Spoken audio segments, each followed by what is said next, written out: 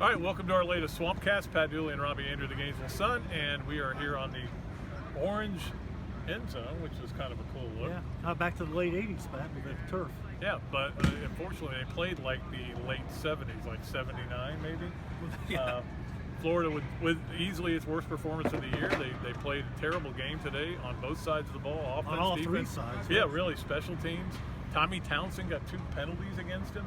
I don't know what, now, what Coach Mullen said after the game is too many guys patting themselves on the back.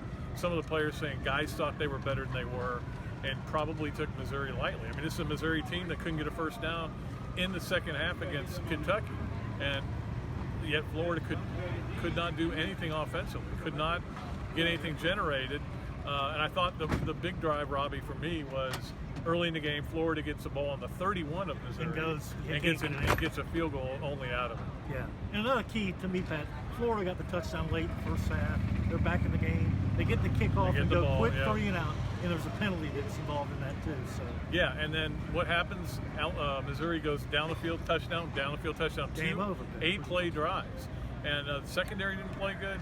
The run game, they gutted Florida. No pass rush at all. No pass rush. The one sack was by the sideline. Yeah. Quarterback running out of bounds. Should have put him in the game. Yeah. But that I don't know. This team doesn't look like the team that we saw the last time we were standing here doing a SwampCast, Robbie. I mean, that's the team that beat LSU, Pat. And now you look at that, how far they are away from being that team right now. Yeah. It's playing together, all 3 phases, doing good things, and they're not making anything happen. They can't get off the field on third down. They can't stay on the field on third down. 19 third down conversions the last 2 weeks, Robbie, against Florida. That's got to get off the field. And I don't know, they probably only have about 6 or 7 of their own. Yeah. And that's been a big factor in the game. And again, not generating any turnovers. This was one thing this team thrived on. Yeah. We talked about short fields. The last 3 games, 1 turnover, and it came with 5 seconds left in the Vandy game. Absolutely, Pat. You got to take the ball away. This is a team that didn't talent enough to line up and beat a bunch of good teams without getting a little help, creating a little help with turnovers. You know, Mullen said that this is on the coaches too, and I do question the play calling on both sides. It wasn't good.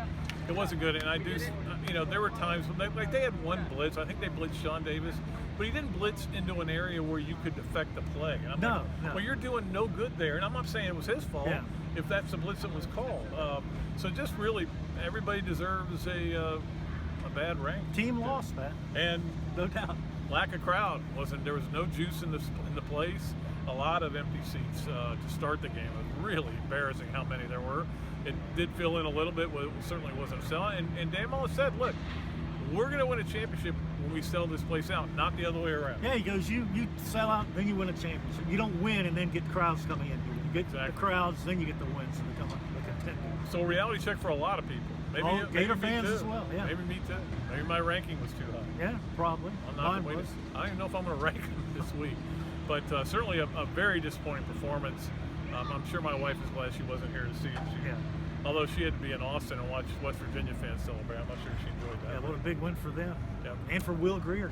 And for Will Greer. That's and a whole other Georgia. story. We could talk about this. Well, now, that's the thing. It's going to be a really interesting week, Rob, because of the quarterback side. Yeah, I mean, he is going to let them battle out in practice and see how it works out. He didn't put all the blame on Fleabag.